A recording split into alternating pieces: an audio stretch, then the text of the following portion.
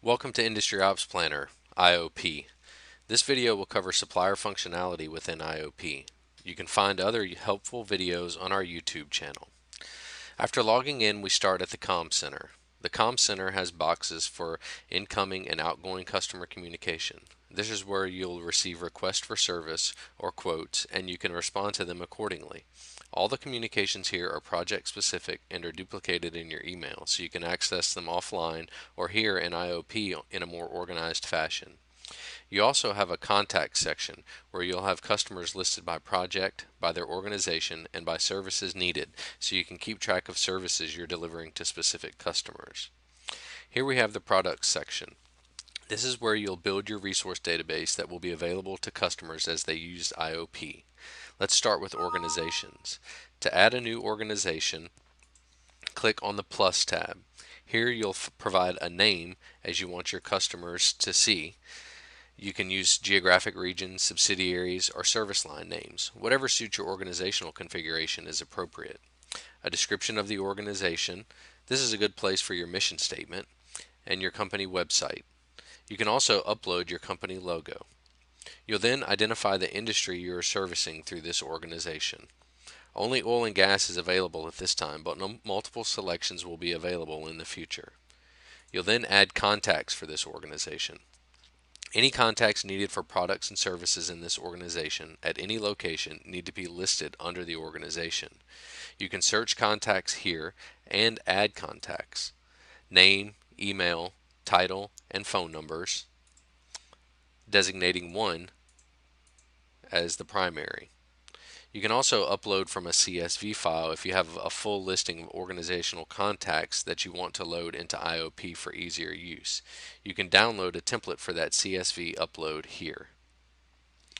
We'll go into an existing organization and add a location.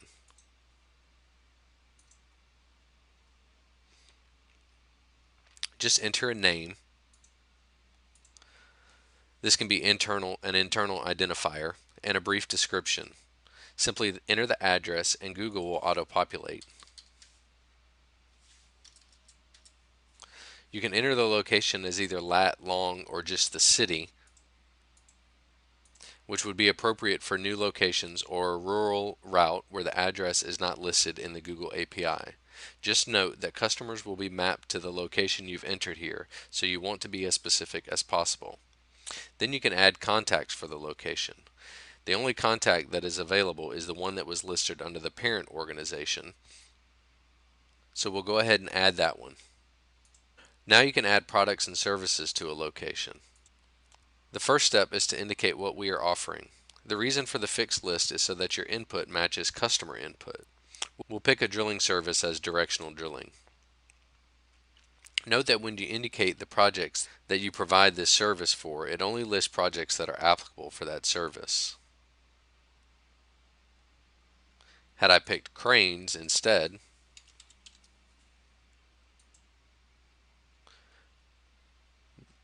those are available for multiple projects and I can pick more than one. We'll go back to directional drilling.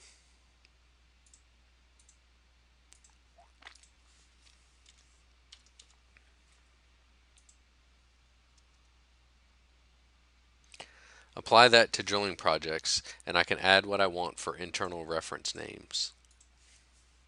A start date and end date are available, indicating that a service is available after this date and on or before this date. If these parameters are used, it affects the cost of the service. This is because this makes the information more valuable to your customers where viability is established according to the time of need. If someone is planning projects in September, you may want visibility on a location that opens in August, but not available for projects in June. You can also add a URL, either linking back to a spec sheet or product info page. There's a cost associated with using this entry as well. There's also a dynamic location selection for roaming services like drilling rigs, workover rigs, pressure pumping crews, coiled tubing units, etc. Things that operate out of a physical location but are available to customers outside of a designated location. Again, this improves the value of the information available to your customers, and there is a cost associated with that. For each type of product or service, there is a list of versions available for that product or service.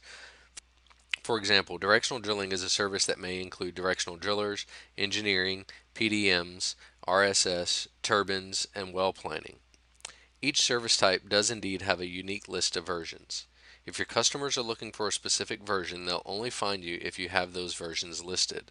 This doesn't affect the cost of the listing, but is used to improve the value of IOP, getting down to the information your customers need. Product options, designated as either products, services, or equipment, doesn't have an impact now but is a placeholder for future functionality. Certifications that apply to a specific product or service at that location should be selected.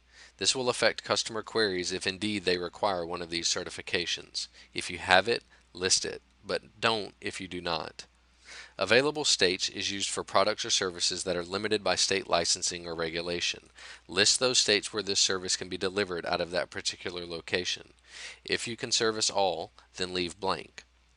We have a pricing tab, but no prices are shared in IOP other than through your direct customer communication. There is a selection for desired currency here. Contacts can be selected from those listed on the location. Make sure you load everyone in the organization and location to address the services there so they are available in this dropdown. And that's really how Industry Ops Planner works. It's a very simple and efficient user interface that saves you time and allows you to get your information out there to your customers. What you have, where you have it, when it's available, matching up with their need in an efficient manner so you and your customer can get down to planning execution to reduce NPT. You can improve asset utilization because the opportunities coming through IOP have a much higher probability of award. And that's the purpose of IOP: efficiency, reduced costs, and improved bottom line. Thank you very much for your time. Please visit our website to learn more about Indigio Virtus.